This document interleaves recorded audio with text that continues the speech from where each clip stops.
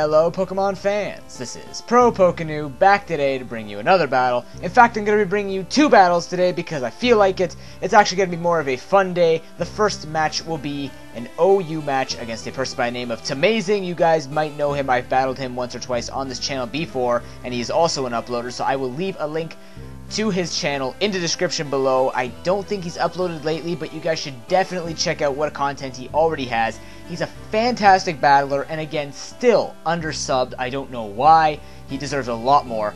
And the second match will be a standard UU match against a person by the name of Mojo. Now, remember when I said I'd be in the middle of team construction and stuff like that? Well, these teams that I have here are actually variations of teams that I was just working with a long time ago. The OU match was taken back in February, and this UU team, which you might recognize as my priority team, is actually the one from the Build-A team, minus the fact that I was trying to get rid of Deoxys Defense after they switched it out. So this was back in April, and I can't tell you anymore from the bottom of my heart that Uxie just doesn't replace Deoxys Defense as a wall. It just can't do it, and it upset me, so I immediately removed it for sympathy reasons, or nostalgic reasons, whatever. Anyways, so for both battles, it's just going to be pure destruction. I just want to show you guys just destroying teams. Not to put these guys down because they are excellent battlers, it's just, frankly, I've had a long weekend, and I was trying to find good battles, and I just wasn't satisfied with most of them, so I figured today should be a fun day. We've had some more serious battles going on this channel. You need a break, so in the OU match, I'm going to decide to lead off with Scarfgar, and the reason why I decided to lead off with the Gengar is because I remember that I didn't know what he wanted to lead off with. I mean, Heatran is obviously going to be the rock setter-upper, and it will help me check Pokemon like Salamence and Terrakion to see which one is Scarfed. It'll help me check to see if any of them are going to be setting up Sub, because most of them might not expect the fact that Gengar will be Scarfed. Most of them expect the Sub Pain Split set. So I figured Scarf Gengar would catch most of them off guard. And in the UU match, again, I didn't know if he wanted to set up his rocks right away. So what I decided to lead off with is Hitmontop, because Hitmontop has that priority fake out, which can basically flinch whatever he sends in first, and I can scout that way and then switch into the appropriate counter for whatever he thinks like he's going to be able to do, which I will not allow. So I'm going to lead off with Gengar in the OU match, which will be the first match you will see, and then Hitmontop in the second match, and now I will see you at the battle. So, for the first match, if I haven't reminded you guys enough, it will be the OU match. So, I'm going to lead off with the Gengar. He's going to decide to lead off with his Salamence. Big mistake. I'm not even going to risk it. I'm going straight for the HP Ice. I'm going to one-shot that Salamence. Already, pure destruction, turn 1, ladies and gentlemen. But now he's going to send the Scizor knowing that I'm Scarfed. So I'm going to switch out, go into my Conkeldurr, and I'm going to tell you right now, it's GG. I'm just going to put that out there. You guys will see why, because this Conkeldurr was probably the best Conkeldurr I ever built. You might argue against it, but this is the best Conkeldurr I ever built. Sub, Bulk Up, Drain Punch, Stone Edge with the Life Orb. Oh my goodness, ladies and gentlemen. It is so painful, so destructive. I believe it was max HP, max attack, Adamant Nature. As you can see, I'm going for the Bulk Up on his Gastrodon. He's going to break my Sub. I really don't care because I've set up the +1. And watch what this Drain Punch is going to do to the Starmie. It is going to crit. I don't know if that mattered. It might have mattered, but it doesn't matter because he's basically left an opening for me to sweep his whole team. Now, yes, he can set in the Scizor and go for the Bullet Punch, but I'm at +1 defense. I really don't care. One shot with the Drain Punch. Conkeldurr is a beast. He is the Conk. The Conk is Durling. But now Gastron's going to come in, think he can live. No, I'm going to get a crit on you too. See you later. Heal up full. Life Orb. Okay, no big deal. But now he's going to send his Terrakion. Okay, Terrakion, what are you going to do? Close combat me? Dude, that's like a third of my health. Not even close. -1 defense doesn't even matter. Drain Punch is just going to one-shot Terrakion. And his last Pokemon is the Heatran. And I don't think anyone cares that this Heatran comes in. At this point, he's pretty much given up. It's on a balloon for the Lillipede. He's going to set up the rocks for the lulz. And I'm just going to get a 6-0 on him and get another crit. That didn't matter. But, I mean, well, ladies and gentlemen, that is the first match for you. See, I told you, nice, easy, fun day. Watching pure destruction, the Conk just wrecking everything. Second match, UU, let's go. I'm going to lead off with the Hitmontop. He's going to decide to lead off with the Flygon. absolutely fantastic. I'm going to go for the fake out right away, get a decent amount of damage on this Flygon. He's going to flinch, but now I know he's going to try and do something painful in the ways of physicality, but he's going to switch into Bronzong as I actually switch out into my Uxie. Now, if you want to go for the U-turn, I pretty much figured Uxie could take it anyways. But now he's going to his Victini. I'm going to set up the rocks. I predict a U-turn here, and I decide to stay in because I don't want him to get switch advantage.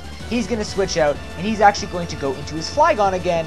And I believe I go for the Thunder Wave, which sucks. That's just, I'm not lucky with Thunder Waves and ground types. But anyways, I'm going to switch out now. Go into my Azumarill as I see he locks himself. Or no, I don't see it, but he's going to go for the U-turn anyways. And he's going to go into his Shaman. Now, this is kind of bad because, you know, grass type, not a big thing for me. But I'm going to go into my Special Wall, my Snorlax, take the Seed Flare, not too well because he has the Life Orb. But, you know I could take at least 2 more. He's actually going to go for the Earth Power, maybe just trying to get my HP low enough that I think I'm safe enough to take another Seed Flare. But I know I am safe enough to take another one. He goes for the Seed Flare, doesn't take me out, but I predict him to switch. I don't know why, and I go for the Pursuit. I figured he might want to keep this thing for later, maybe, for the Azumarill, but I guess not. Now I have to switch out, go into my Whimsicott to take either the Earth Power or the Seed Flare. He's not going to use Air Slash because he is on his last attack. Life Orb's going to take him out. But now he's going to go into his Frostlass, and this is the ballsiest thing you can do. Stay in, go for the Stun Spore. He goes for the Confuse Ray, luckily, not for an Ice Beam. But I'm just going to speed this part up because it is a little bit of a stall war. I'm going to get the Stun Spore off. Finally, I break through the confusion. He actually gets Parahaxed on the first turn, which sucks. But now what I'm going to do is actually try and set up a sub, hit myself in confusion, but he gets Parahaxed again. So not only are crits happening all over the place, but Parahaxes are happening all over the place, and confusion is going to end itself as I go for the substitute. He's going to go for the spikes, and I'm talking really quickly. That's because I tried to keep up with this new thing that is making my videos look better. It is awesome though, and I realized that the psychedelic colors are not because of the new recording, it's still because of the software. But anyways, that's beside the point. I'm going to be at full health behind his sub, go for the Hurricane, get a crit confusion, and on top of that, he's going to get Parahax. That is the ultimate hacks, ladies and gentlemen. And it doesn't even matter if he hit himself in confusion, because he's going to switch out, making him death fodder later. Going Victini, very risky, because if I had hit that Hurricane, it would have been a 2-hit KO, and he wouldn't be able to switch out. He'd have to lock himself into it. And what's even worse for him is he's Life Orb, which means that he's going to remove his survivability even more. So all his big threats being worn down merely because they are dealing damage to themselves. Kind of bad, but I mean, what can you do, right? They have to deal damage, they need extra power. Hey, you're going to have to hurt yourself to do it. But anyways, I'm going for another sub.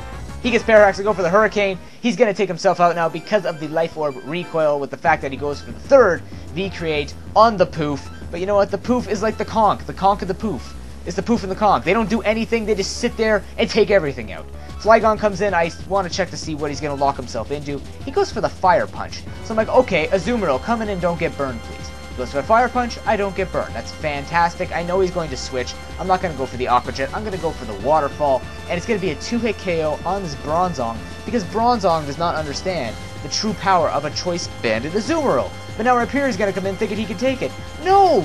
Rock, solid rock, whatever, is not going to be able to take that for him. Flygon comes in. I know he's faster. I'm going to switch out, going to Snorlax and be death fodder to Spikes, going up his big fat butt.